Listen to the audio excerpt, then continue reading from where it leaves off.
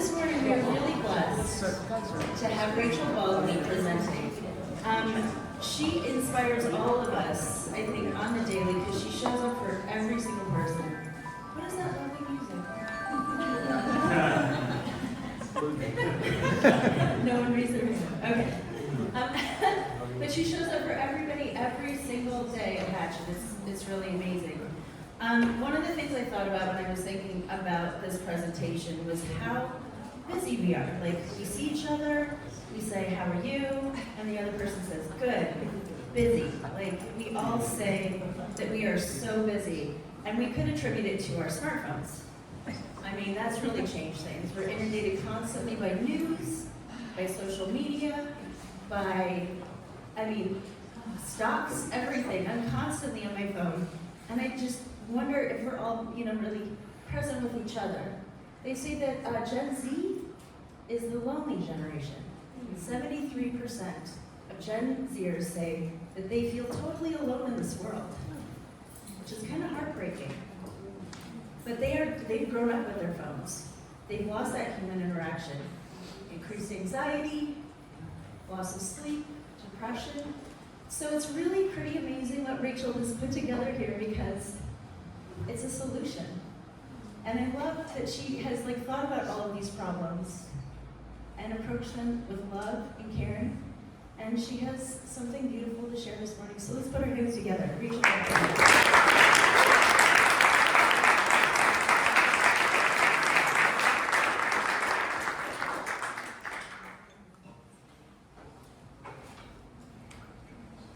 Good morning, everyone.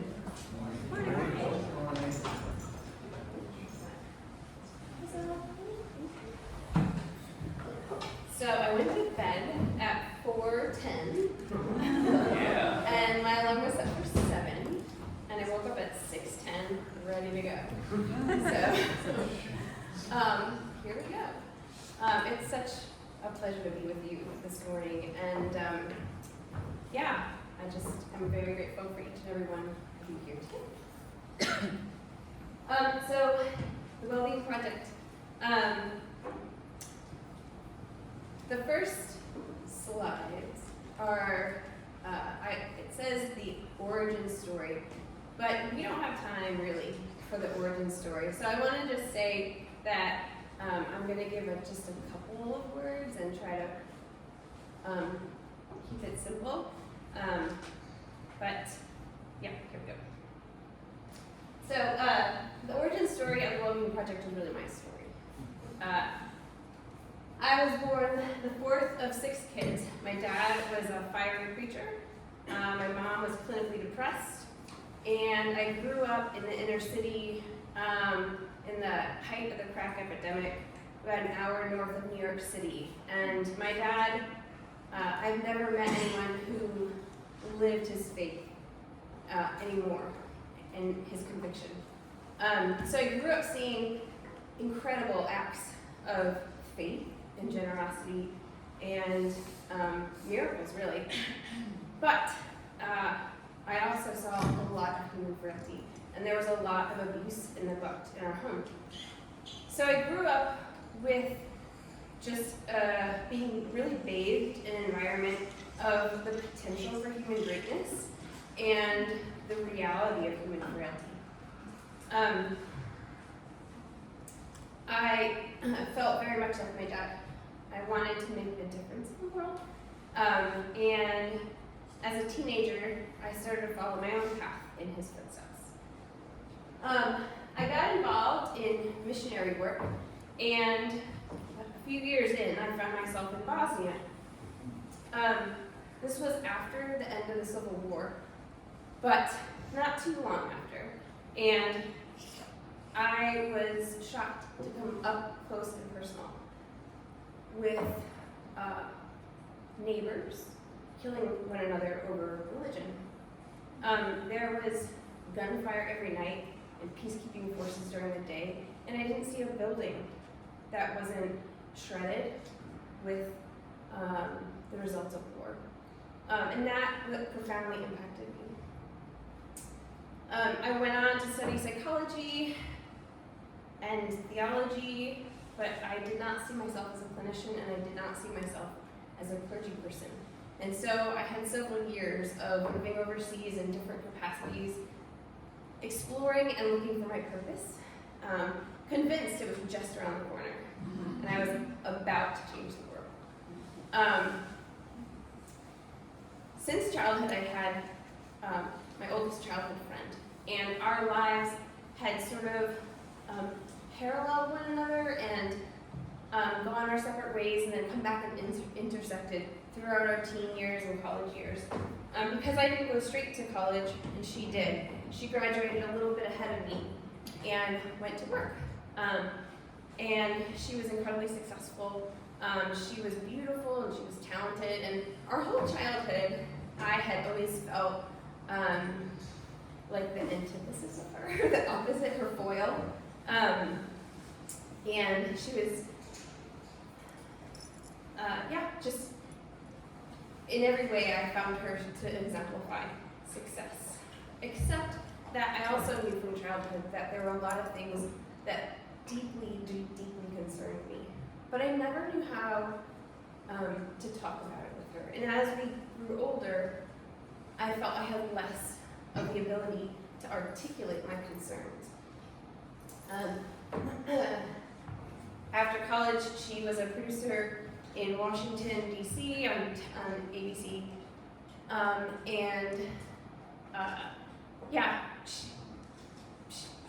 What do you say about oldest childhood friends, right? So we grew, developing. She was becoming more successful, and I was becoming what I thought was more lost.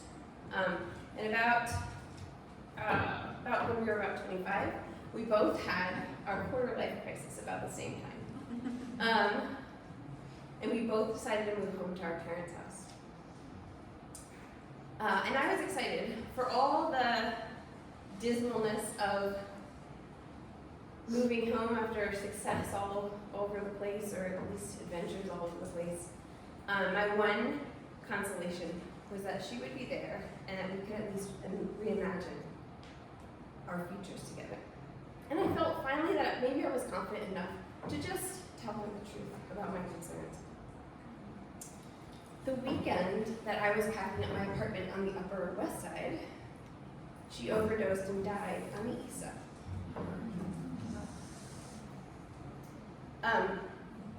So there was quite a lot of regret.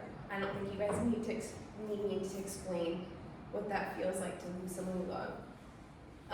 But what was mostly really regretful was that I felt that I had looked at her status and compared it with mine, looked at her achievements and compared it with mine, and decided that I didn't have any room to say anything, and I had no advice to offer.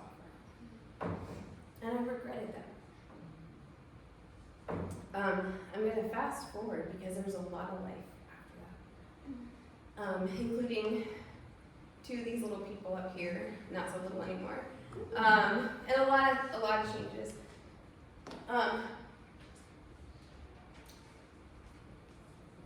In the last couple of years, I had the opportunity.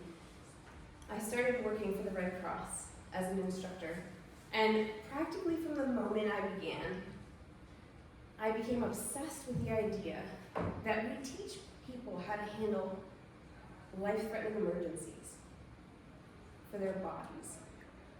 But we don't know anything about handling life-threatening emergencies that affect the being. And I wanted to focus my efforts on that, and not just emergency situations. But I wanted to focus on what we share as humans. I did not want to be involved in anything that involved a particular belief system, a particular ideology, a particular persuasion of any sort. What humans share is vastly more than what our differences is. But when we focus on our differences, we lose ourselves. Because we are a species. and we are incredibly amazing. But it's the 21st century, and we don't have a common understanding of what our species needs to thrive. And so that is what I wanted to work on. Oh, I forgot to say. So, I put all my thoughts together, not necessarily original content. The world's greatest teachers have been teaching simple lessons for a very long time. I didn't have to reinvent anything, but it did feel good to put my own effort into distilling and simplifying in a way that I could. So once I had all my ideas together, I took them to the local jail, and I taught them for a year with violent offenders. Because I thought,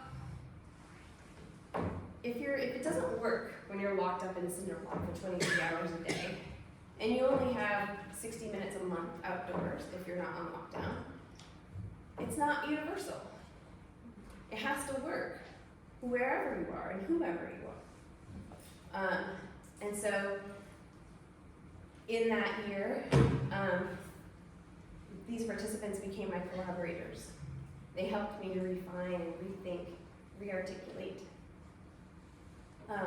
And so their help really is key in what the project has become. So we actually have competing problems. We have these macro problems in our world, but then we end up swinging between thinking about those problems and then these very personal problems, right, in our individual lives. And sometimes it feels like so urgent to worry about the news cycle, the political scene, the wars around the world, and that seems so compelling, right? And then sometimes what seems so compelling is floundering in our own schedule. So starting with the macro problems, as I said, it's the 21st century, and we don't have common understanding for what our species needs to thrive. That seems to be an oversight in my opinion. We have polarization that makes meaningful communication almost impossible. Identifying with our differences prevents us from understanding our needs. And then our broken and economic and healthcare system is creating these threatening fault lines in society that people are continuously falling through. We also have these personal issues, right? Confusion about our priorities. Where should I be focusing my attention? On my career? On relationships? On starting a family? On parenting that family? My purpose? Economics? Making sure we're stable? All these things that are constantly competing for our attention. We have uncertainty on how to address our mental health needs when we actually realize we have some concerns, right? Because it's easy to ignore what's invisible. Then we also have an inability to access. Sometimes because we don't have the finances to do it, sometimes because clinicians are overworked and there's no room for us to get in somewhere. So this lack of time and energy prevents us from meaningful relationships. Erica touched on this before, right? And it's leading to this epidemic in our society of loneliness, not just loneliness, but isolation. Not because we're not around people, but because we're not deeply connected to ourselves, which is a requirement for deeply connecting to anyone else. So all of this, we're going to solve today.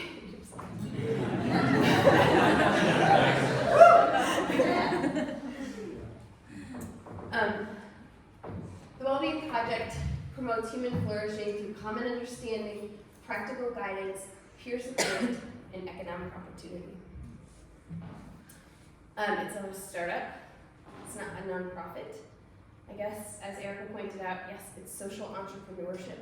But this is not intended to be anything other than a grassroots movement.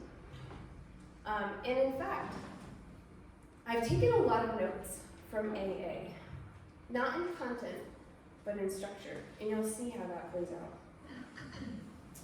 out. So common understanding is all about establishing a language that is common to all of us. Language and imagery that we can share as humans regardless of what our differences are. Where we can talk about our experiences and make changes together. So this is a little premature. The first episode is out. And as I said at the beginning of the presentation, the first episode is actually the real origin story. It's my story in a lot more detail. Some juicy stuff in there. But the rest of it will be out later today and tomorrow, the rest of season 1. So that's the first step. Putting out into the world for free the content, this language. My story, the background, giving context, and then what's called the 7 concepts, right? When you think of AA, we think of the 12 steps, right? So this is a systematic laying out of these concepts. So we have affordable courses, 3 affordable courses. So even though I've made the content available for free on the podcast, when someone listens to it, if it resonates with them, they can go ahead and take the courses. So it's accessible for all, but then for further engagement, we would go to the courses, right? So the 7 concepts is this practical understanding of what it means for humans to flourish. Your Big Story is the second course. One of the things we talk about in the 7 courses is that humans need a big story and small tasks, right? A big story gives our lives meaning, and small tasks give our days meaning and keep us connected to the bigger picture, right? And practically growing towards flourishing.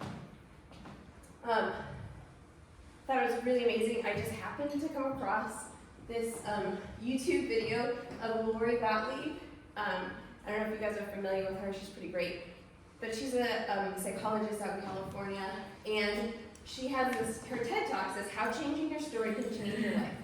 And the story we tell ourselves, and we tell others about ourselves, it's not that it's not true, or that we're lying, but very often we're missing the real plot. There is a universal human narrative that humans from all times and all places have been teaching their children, right? We call it the hero's journey. And so this is one of the elements I use not as a story of mythology or heroes of old, but of human development, right? And when we use it as a universal template and we retell our story through it, it shows us where we've been, where we are, and what's coming up. So that is the second. And I just, you guys are gonna notice I kind of went crazy with the QR codes. But I wanted to share everything with you. So this is a really amazing thing, but it's exactly what she says as a therapist, is that we're telling ourselves these stories, and really the only thing that's preventing us from changing our lives is the story that we're telling ourselves about ourselves. So the second course takes you through the process of taking your life and bringing it into this universal human template. The third course is tending. As I mentioned, the big picture, right, the big story, and the small tasks. Humans are nature. We don't need to work hard. We need to tend ourselves, right? Nature doesn't work hard. But when nature is tended, it flourishes. So the third course is about, the second 2 courses are about taking these universal principles and then making them very personal. Because you're not universal, I'm not universal, right? The principles apply to all of us, but our individual lives are very unique. So those are the 3 courses, and that is the common understanding and practical guidance. But information isn't transformation, right? So in order to have transformation, we need motivation, right? And that comes when we're surrounded by people who care. and people who understand, and people who we can travel this road with. So the weekly conversation, when you think about AA and you think about how ubiquitous it is in our culture, you don't have to be in recovery to have an idea about what happens when you go to a meeting, right? And if you're on vacation across the world, you can find a meeting and you know what to expect. So in a similar way, the conversation is a set of 10 prompts that a small group can come together on the phone, and using these 10 prompts, we all know what the conversation will be. And it doesn't matter who we are, what background we have common language to discuss our experiences and to listen and share encouragement with one another. And that's done by phone. I mean, potentially will be done in person too, but when we do it by phone, it means that we can bring this kind of group support anywhere a phone can reach. Another thing I randomly came across is this study from Stanford. Now, AA gets a lot of flack, but it turns out that it is radically more effective than psychotherapy. In fact, when analyzed, 35 studies performed by 145 scientists with over 10,000 participants to determine the effectiveness of AA type therapy versus psychotherapy, found that AA was nearly always found to be more effective, right? Participants had lower healthcare costs. It works because it's based on social interaction. One psychologist said, if you want to make a change in your behavior, find some other people who are trying to make the same change.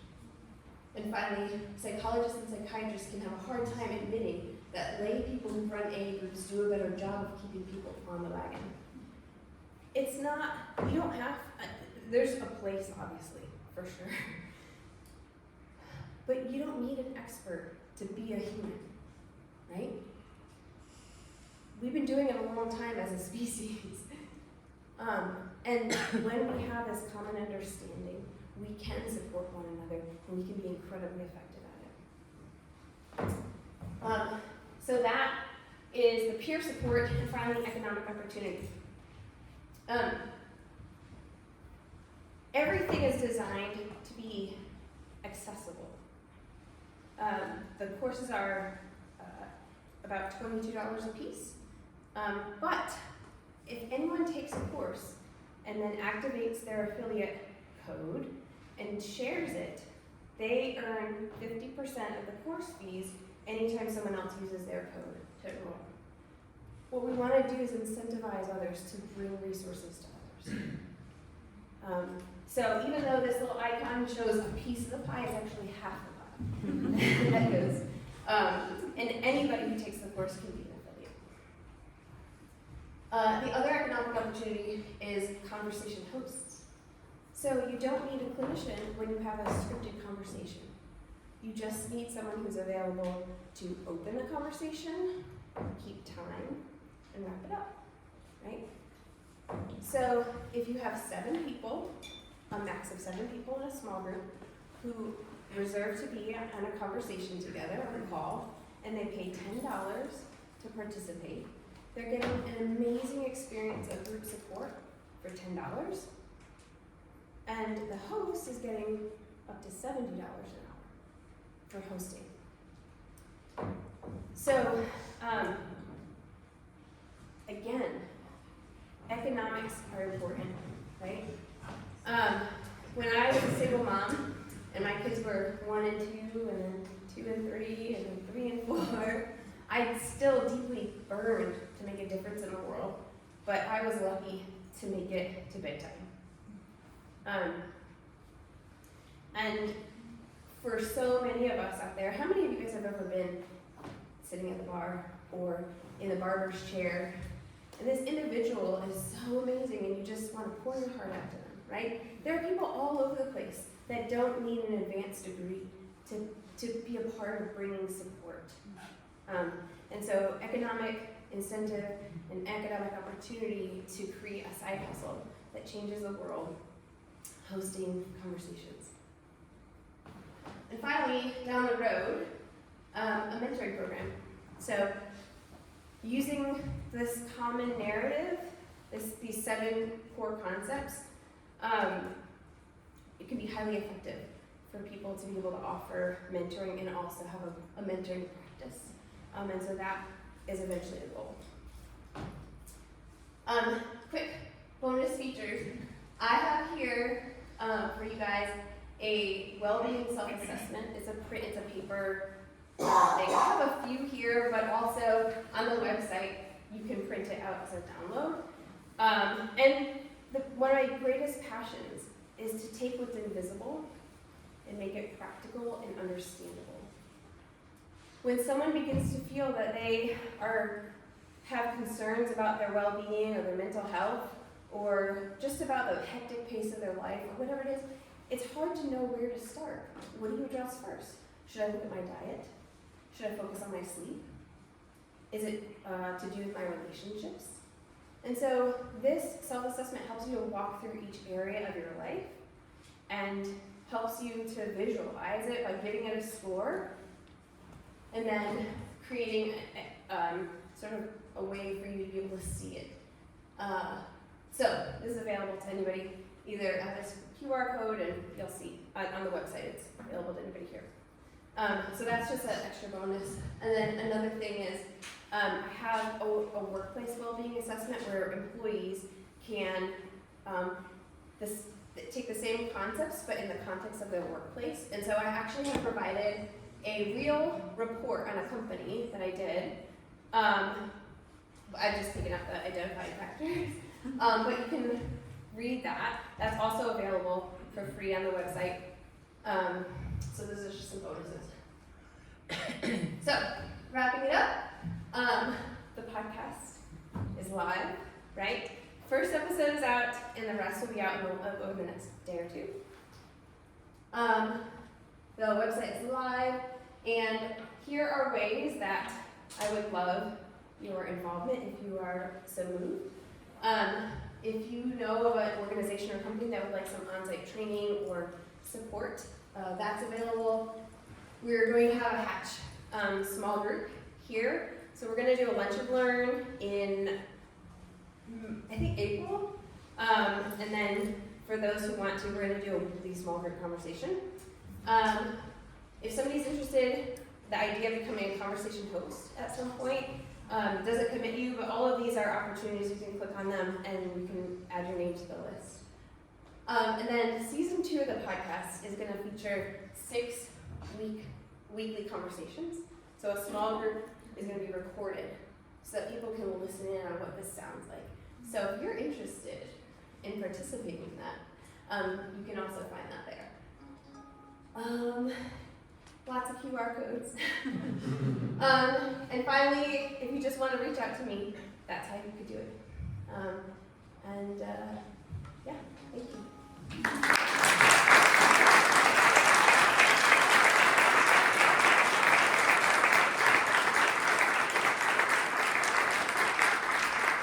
Great, and now we're going to open it up for Q&A. Who has a question for Rachel about the WellBeing Project? Reed Manchester.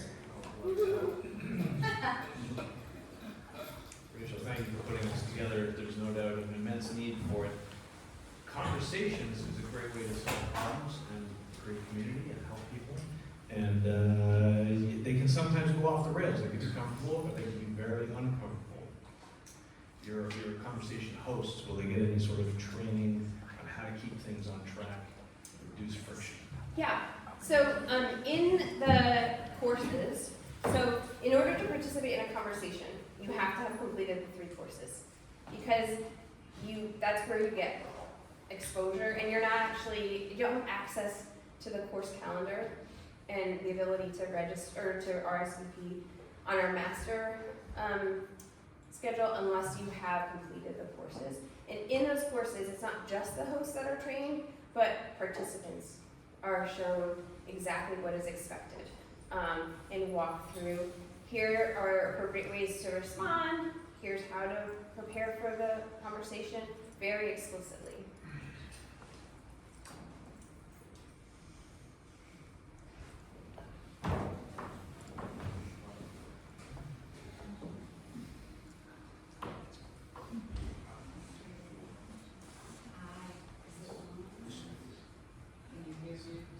I'll just shout. I'm curious what the 7 concepts are, and I'm wondering if you've heard of an organization called Seek Healing that's local, because if not, you should totally talk to Jennifer, collaborate, but also I suspect they have a lot of lessons learned, because they're all about kind of social health and connection, and you know, we need more work being done in this area, and everyone has something to offer, but I suspect, lessons learned that might be supportive.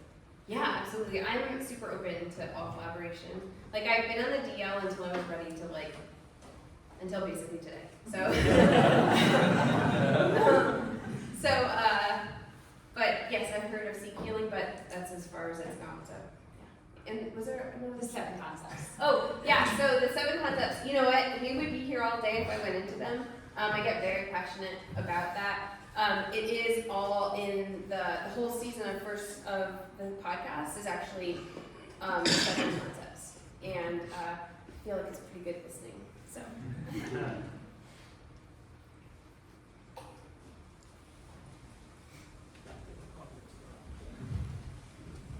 Are you still doing work in the reentry space? And I ask because I know our local council of governments is putting together a new program to help in the reentry space and get people devices and education and eventually technical education. I'd be very happy to. It was in Chattanooga, Tennessee that I did the work that I did in the jail. And I haven't done it since. But I'm open.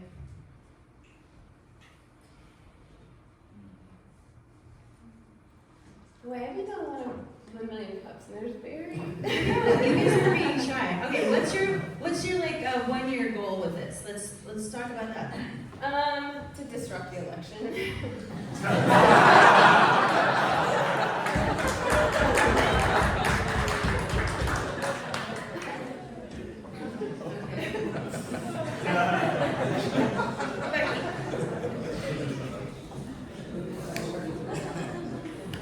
My question elaborates on yours a little bit, Erica.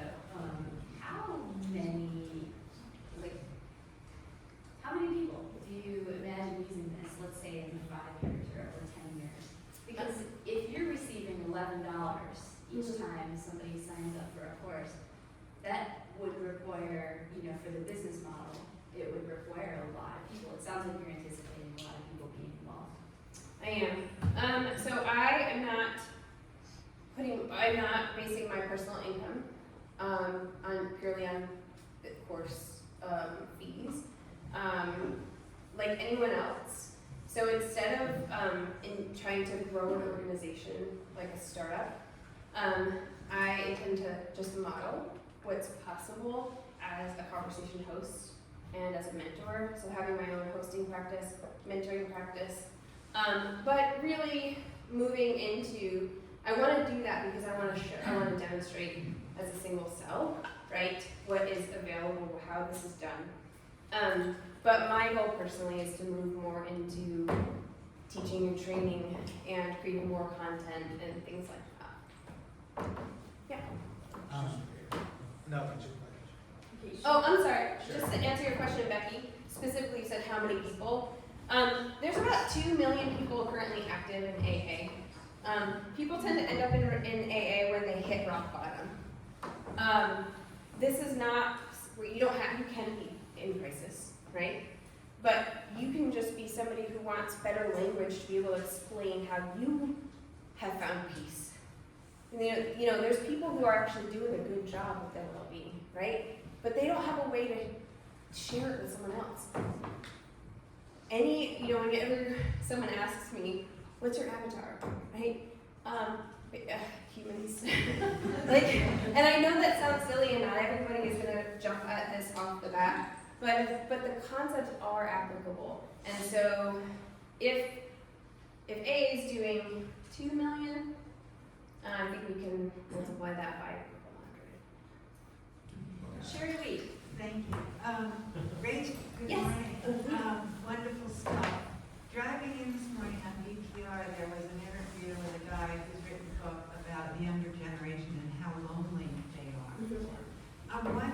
are you marketing, are you focusing on others around the country that are working in the same area that would have a big interest in what you're trying to do?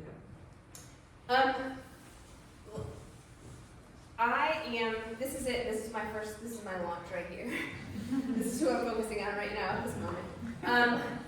Honestly, nature grows at its own rhythm. And I've learned to submit to that and to get in line with it. And so I do anticipate, as I just said, ambitious things, but I'm not in a hurry. And I do believe that this message will grow at the rate it's meant to grow. And I can see a place for all of it. I have to say, I see, my partner is a veteran, and there is so much overlap between our passion. And so I can see, versions of this, and I am very open to people who want to take the 7 concepts and re-articulate them for a particular audience. Because again, the concepts are universal, but none of us are universal, right? And so I know, my daughter has been through the course, she approves. But at 13, she's planning to host conversations herself. The concepts really are possible, but I can also see some young people taking it and re-articulating it with the current slantiness. But you know what I'm saying, like, it can go in any direction that nature takes it. Hey, I'm Andy. Thanks so much for your presentation. I have a couple of questions. One of them is, I heard you say you're not after using the 501c3 structure. And I was curious if you have any plans to use like a structure like a B corporation to make sure the values stay intact if the organization is meant to grow beyond a certain space. So with the organization growing, it's honestly kind of similar in some ways to AA.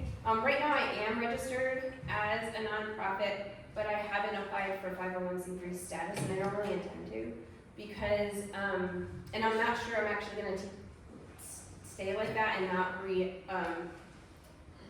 register. And I'm actually unsure about that. But here's the thing, like, when we talk about the organization growing, it's growing in word, but like, for example, a conversation host would not be employees.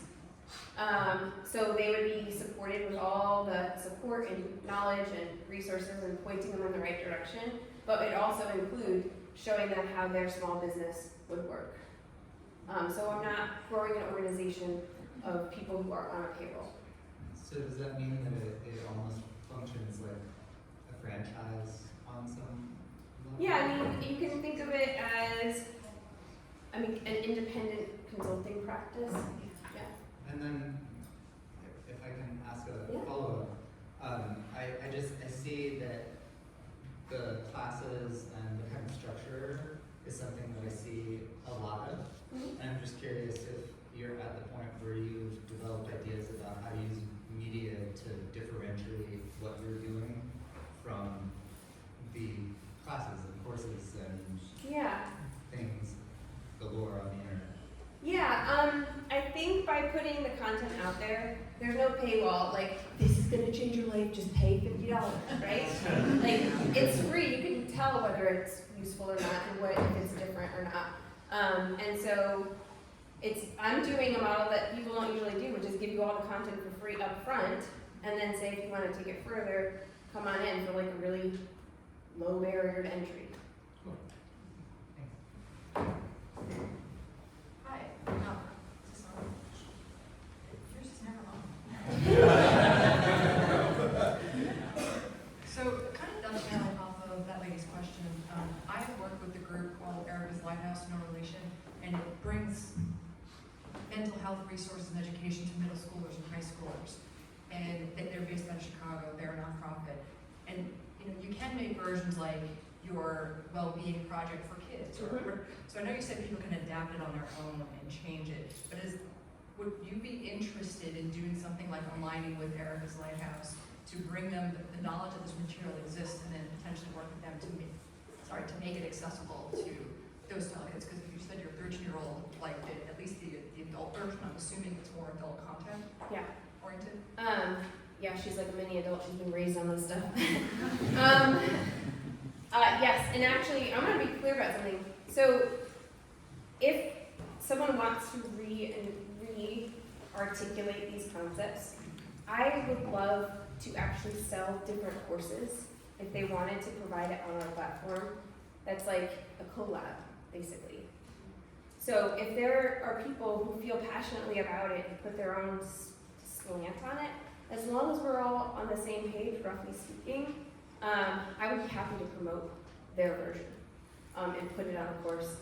And part of growing, right? So what I feel my message does is, if you want to use the analogy of food or nutrition, we all need, our bodies all have have similar needs for macronutrients, right? And we can all eat a healthy diet, but have totally different things on our plates. So where I find myself is like someone who's teaching macronutrients to people, but people don't savor macronutrients. They savor flavors and textures. And so the people that come after are the ones who teach the recipes and that kind of thing. So I'm setting us up, and I feel like it's my mission to just give us the context for what we're doing. For all the amazing providers, this is not taking the place for all the teachers out there. But if you're struggling to know, do I start with yoga or do I start with whatever, this gives you an understanding of where you need to start and what needs to be taken into account. And I cherish the idea of continuously pointing people towards amazing providers and partnering with providers. We have time for one more quick question. How'd you settle on the cost? The cost? I just thought about myself when I was many as a student, as a traveling kid trying to find my purpose, as a single mom with 2 kids, and I just thought, like, what would have been accessible for me? And that's, I did it. That's awesome. Let's put our hands together for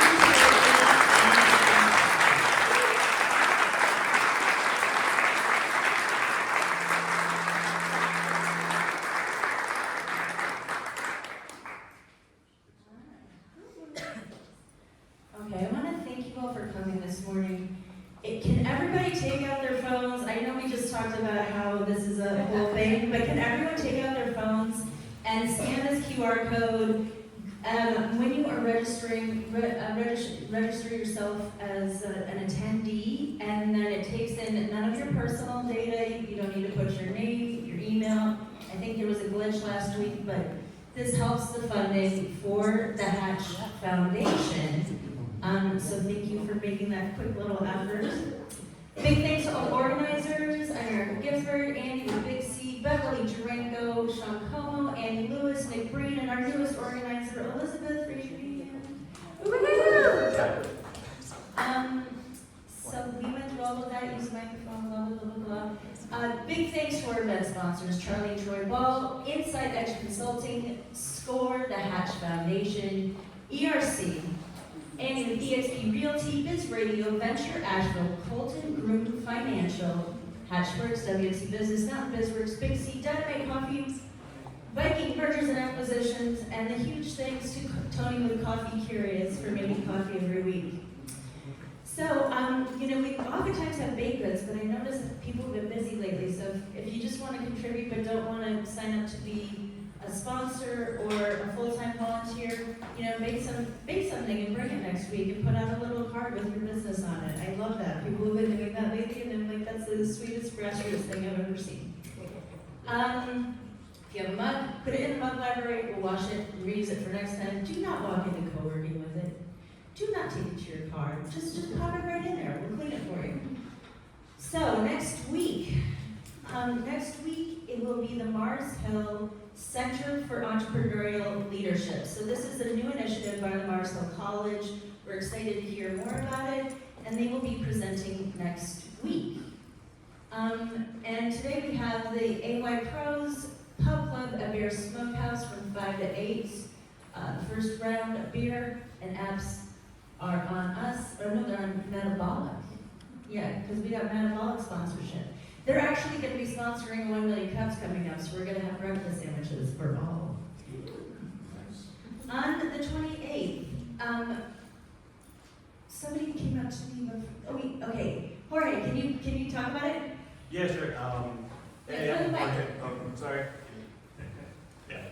Hey, I'm working with Neighbors for More Neighbors, which is sort of a volunteer offshoot of Mountain True. We'll be talking about missing middle housing and how in the freest country in the world you can only build single-family housing. We're hoping that we can build duplexes, triplexes, all these great things in Asheville. So it's tomorrow at 5:30 at the Ferguson Auditorium in AD Tech. So tomorrow at 5:30. Awesome. It's free. And free. We are always looking for presenters, so if you'd like to present, scan this, do an application to present, come see me afterwards. I'm going to go with one thought, kind of thinking about everything that Rachel shared today. My grandmother would always say, you know, if we'd be like, so-and-so did blah, blah, blah. My grandmother always would say, you never know what someone else is going through, so choose kindness. And so as we go forward in our day and our week, let's choose kindness. All right, see you next week.